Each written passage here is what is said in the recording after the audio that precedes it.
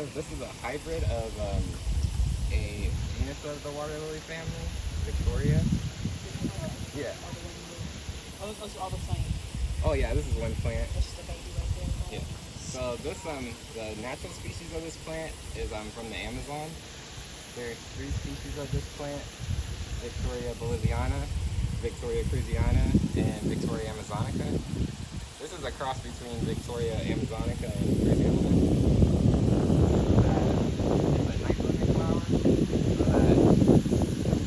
That one's probably going to open tonight. Its second day flower, the second night flower is turns pink. And that's because it has a thermogenic ability. So it can heat up the inside of itself about 16 degrees warmer than the surrounding atmosphere. So that's what creates the color change. And scientists think they do that so that they can help their pollinators. So in the Amazon, their pollinators are scarab beetles. So it just helps their mating and feeding, raises their energy levels. So those spines that you see like on the leaves and the leaf stem are the petiole. Also the sepals of the flower bud. Those were developed probably for manatees because they evolved alongside with those. They also offer a competitive advantage like in the water because if you look over there at that water lily, they like shred other vegetation in the water. Oh well, like you see like over there on that side. So that water lily is like getting kind of shredded, like as it moves up over the water. Oh, okay. So yeah, it just takes up more space. Oh, okay. Yeah. So like these plants are in 24-inch pots. There's pots in there? Yeah, these are all container grown plants. Yeah, because when we drain this is a concrete bottom. Yeah. And so this pool is 4 feet. So we do have to put like blocks underneath them just to get them closer, the ground closer to the sun so they can grow better. But I think in a natural environment they can grow like up to 20 feet under the water, like at earth bottom. Yeah. So if these are in pots, Oh, sure. if these are in pots, how do you keep the soil in? Oh yeah, so I use a mix of 3 parts like really good topsoil and 2 parts sandy silt. Okay. And so like if you squeeze it together, like it should It hold stays together. compact. Yeah. If it kind of crumbles apart, that's not really good soil to use. Yeah, because I just thought, well, okay, so it gets underneath there, it's under the water, it's just gonna. Oh yeah, so like when we push them in, just go really slowly and patiently. Yeah. And we let the bubbles kind of bubble out. Okay, so you're letting you let the water in, getting all the air out, so it doesn't just kind of soak out. There's also the option of like pea gravel or sand. Yeah. The one with the like gravel and the leaves that we tested and weigh it. And we got like a like insulation, controlled insulation. That was and then we got some pebbles and just kind of gently weighed them out, spread them out. And yeah, we were surprised. I was thinking it would be like 15 pounds, but it ended up being double that. That's cool. Yeah. For this plant, how do you overwinter them over here? I don't think they have. Do they have tubers or they? So I know like the botanical garden in St. Louis, like they have a really big facility where they can like bring them in and like overwinter them. Like we can't, we don't have that. But like They grow from seeds within a year and growing this big. yeah, isn't that crazy? Oh my gosh. And so like they have like this mechanism with their seeds where sometimes they don't germinate. So these ones actually didn't germinate last year, and I almost threw them away. So I was like, okay, I'll just wait and see you again next year. And I'm glad I didn't throw them away. Right? But It's 2 years. yeah.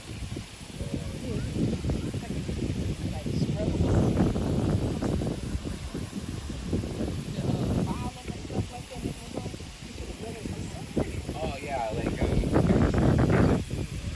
like with these we don't have to do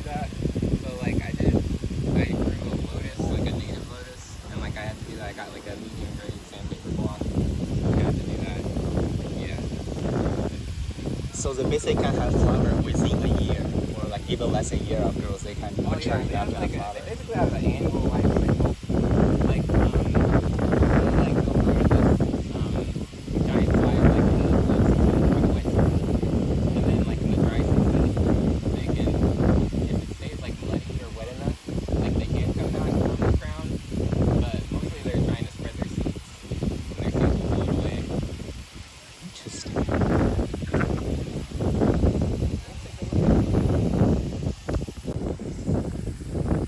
Wow.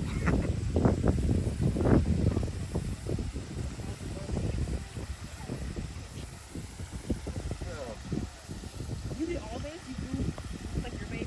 Oh yeah, this is my favorite part. I like this part. Yeah. So like mostly along the edge, we have tropical water lilies. So they're mostly cultivars. Let's see. So their pollination is kind of interesting. They have like a first day, second day flower. So on their first day, they'll have. Let me see if I can find one. I think they're all second day. So on their first day, they'll be filled with their flowers will be filled with like fluid, and so like the bees and other pollinators, and the pollen will get like washed off of them. I think there's a unfortunately.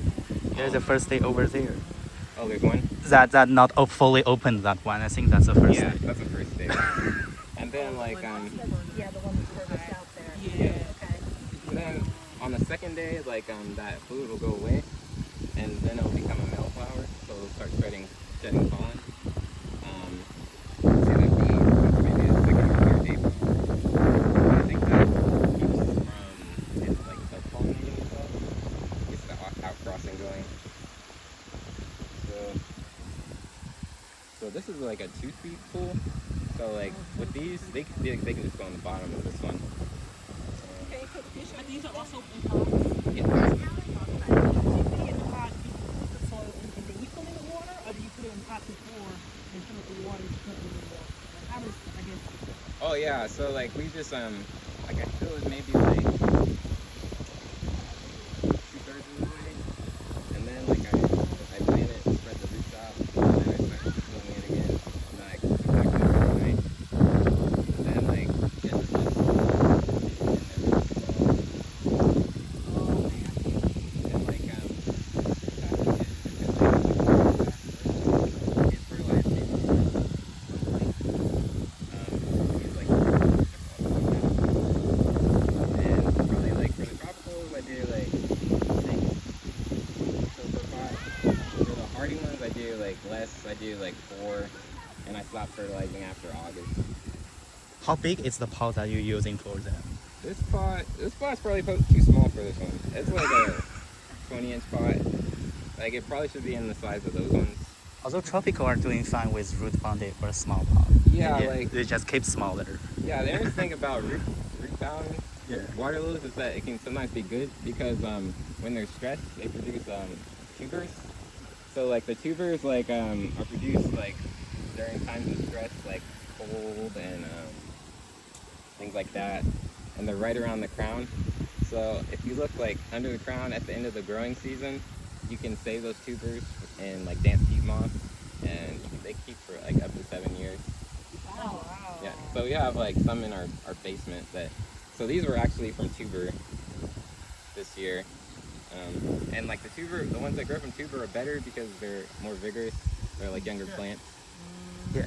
What exactly is that variety? I saw it actually has leaf vapori on there. Yeah, this one is Tropic Sunset. Oh. Yeah. And, I didn't know that it's a vapori one. yeah. And then over here we have like a water lily that was thought to be extinct in the wild.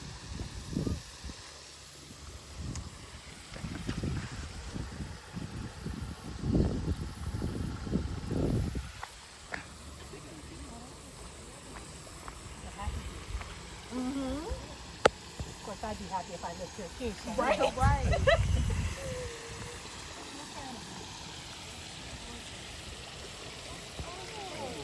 So this is the smallest water lily in the world, and it was from Rwanda, and it was discovered in 2023. So like they kind of like I think they're thermophilic, I think it's the term. So they like to grow in hot springs. Are extremophile. But they have this like nice little cute white flower.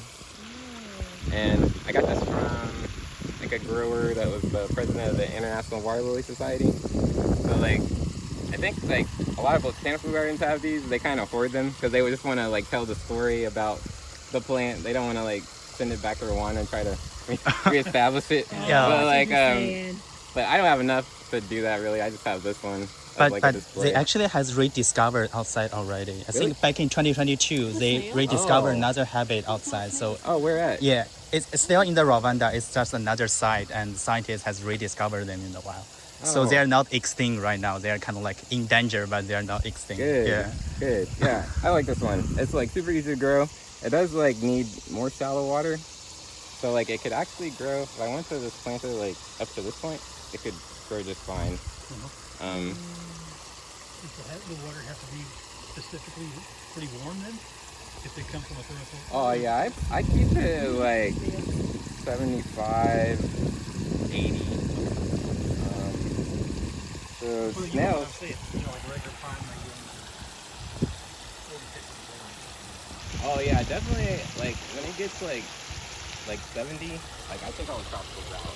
Like even like 75. These aren't going to live in Kansas City at all. Yeah. So like. Okay, but I'm thinking. Actually, if you grow them indoor, you can.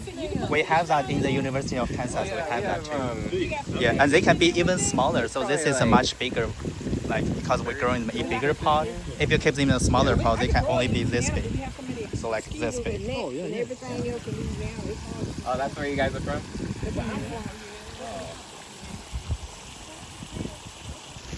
A lot of the smells are beneficial, especially this one. It's called a ramthorn smell. So it just will eat like leaves like that are starting to decay like this. There is like a smell that's not great. It's like much smaller. I think they're actually all gone though, because there's if you ever seen like water bugs, yeah, they'll eat them. So like you'll see them like with their heads like inside of the snail, because they basically eat how spiders eat. They like secrete like a venom. But these ones are good. I like these ones.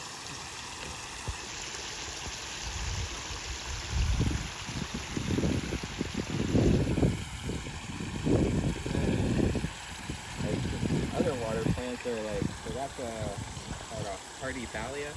The one with the like flower spikes like that. That's like a species of like conservation concern in Missouri. That's a really important one.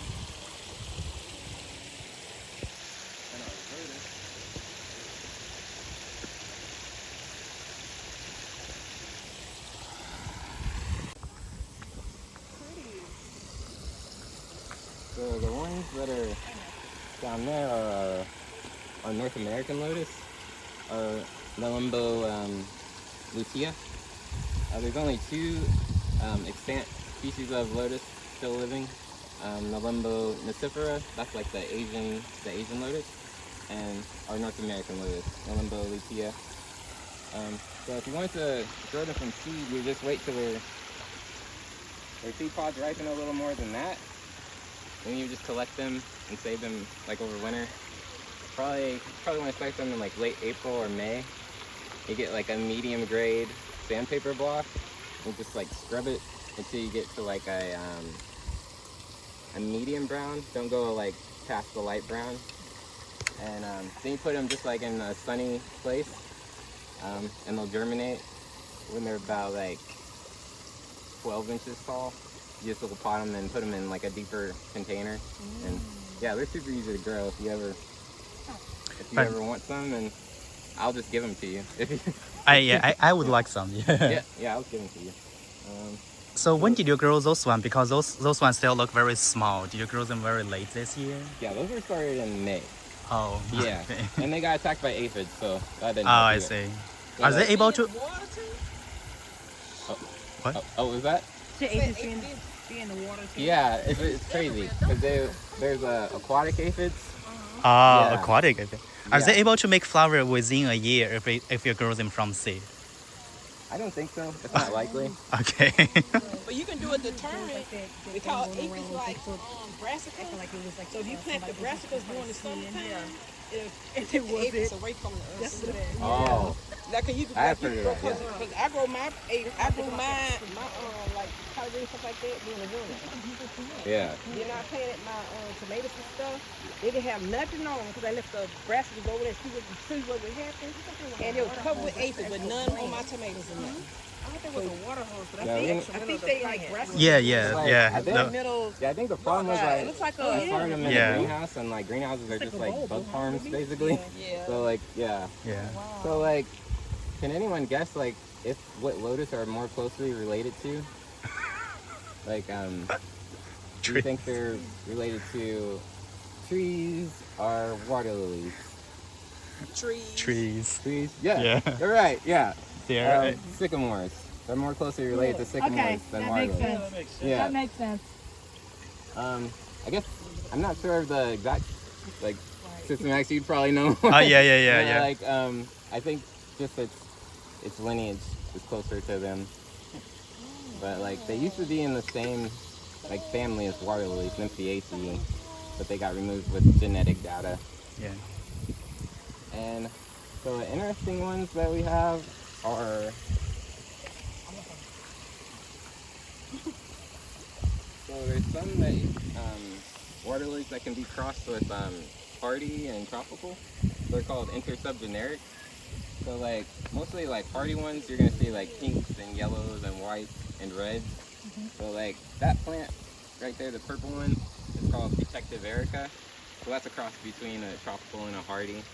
And you can just get like purples, but you can have like a hardy plant. So you can like and if you ever do like a hardy like water lily and you want to overwinter it, you just get like a trash bag and like put it in like your garage or your refrigerator.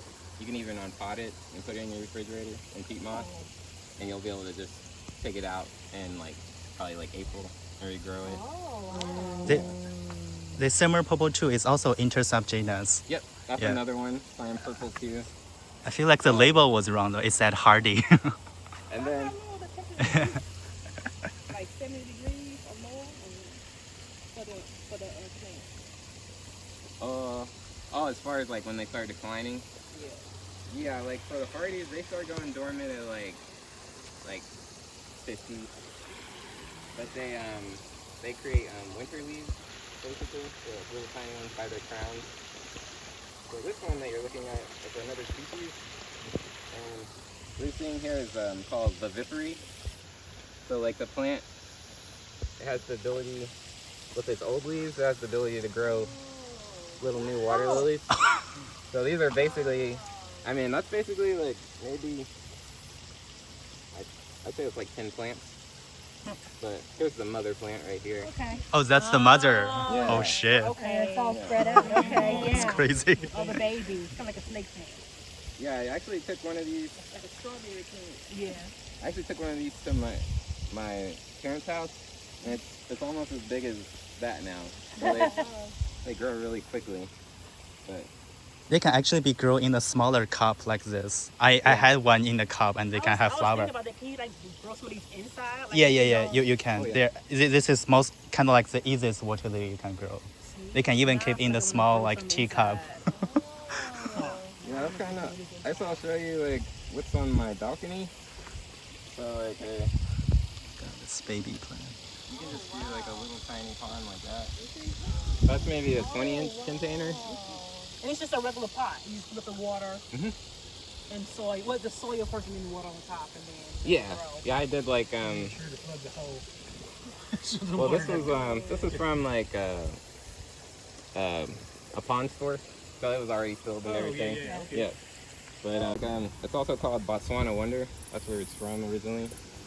And so it has like anyone can guess the family of this plant? Legume. Yep, you're right. And like it has like a responsive action where it closes up. So it grows in really wet spots, right? Yeah.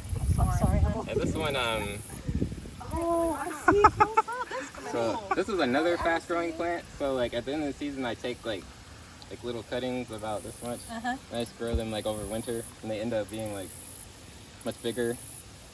They don't grow in the And they wild. spread all over the place too. Oh yeah, this one's from Botswana. Are they kind of floating plants? Oh, Yeah, interesting. they have. In So the like, wet spot. yeah, the interesting thing about like aquatic plants is they have within their stems they have they're called arenchyma. So that's basically allows like flotation. It also allows like oxygen to get from this part of their leaves to like the roots. So like with water lilies, like most of the time, like terrestrial plants, they have their stomata like on the underside of their leaves. But with water lilies, they're on the upper side. That's for the same reason, gas exchange.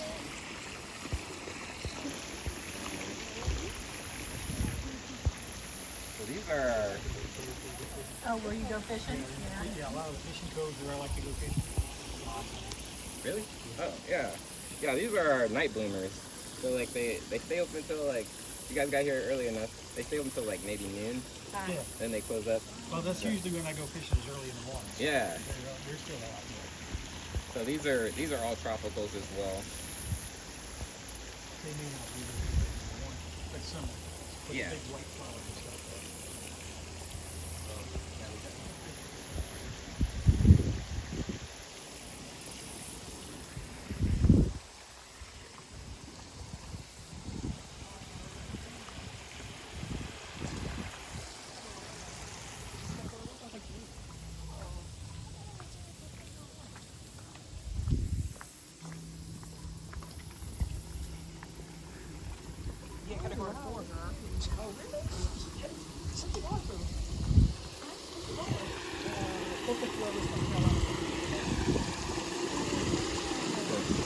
So these are more carnivorous plants.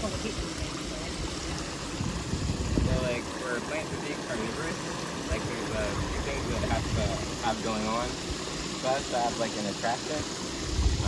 So that's like a nectar or some sort of visual cue. So for these, they'll have nectar that's usually around their lids. So insects will be drinking from there. Some of the species have drugs within their nectar that intoxicate the insects, which makes them fall down quicker. They also have like these little visual trails right here. So like an ant, for some reason, just follows that trail, and it ends up like at the top. So these like are actually hardy plants, or they require a like cold dormancy. So like at the end of the season, I like chop all the leaves off of these and put them in the refrigerator and keep them on. But they're originally from, well, these species, these are cultivars, but they're from like the Carolinas and up to Virginia. Yeah. So like and they're mostly, these ones are mostly like catching a lot of wasps, I've noticed. Well, there's a bunch of them around. Yeah, plenty of those. Think what you can get. And they require, this is reverse osmosis water, or rainwater if you collect rainwater. Distilled water is a little expensive to go do that, but if you ever want to grow them, like that's how you would grow them. And you need like a soilless media, basically, like peat, sand. This is a 3 parts peat, 4 parts peat, 1 part perlite. They're kind of like the flowering cycle happens in the spring. I forgot to take a picture of the flowers. It's kind of interesting and weird looking. But yeah. And then we also have our more tropical sunbeam.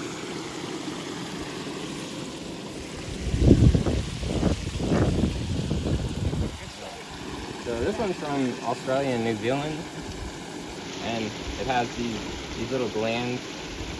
So it's called the fork sundew because it'll do another fork. It's finally like at maturity, so it's starting to do that again. I think it's actually because they caught like dragonflies. I think they kind of escaped, but like it does the same thing. It's like this dew attracts the insects, makes them think it's like a nectar or something. This one doesn't have a responsive action. It doesn't curl up, but it still Just catches catches things. them on the outside, Yeah, just to curl them up on yeah. I think so you can see like the gnats. Oh, that yeah, it's yeah. caught. Sure enough. Okay. Yeah, there's Yeah. something here got caught. Oh, it's that. Yeah. Oh, I see. So like it Just won't stuck. it won't be able to digest like what it can't touch. It'll only be able to digest like that part in the wing. Oh, I Oh, he's see. still wiggling about. He might get out of there. I don't know. But so this one, I've never actually seen this one flower. It's about to, but it looks like it has a white flower maybe. Yeah.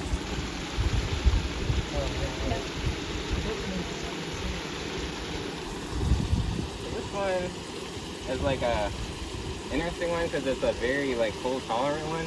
It actually goes up into Canada as Sarracenia purpurea venosa, and most of the pitcher plants, they only create digestive fluids like when there's something in the trap. So this one just produces it naturally.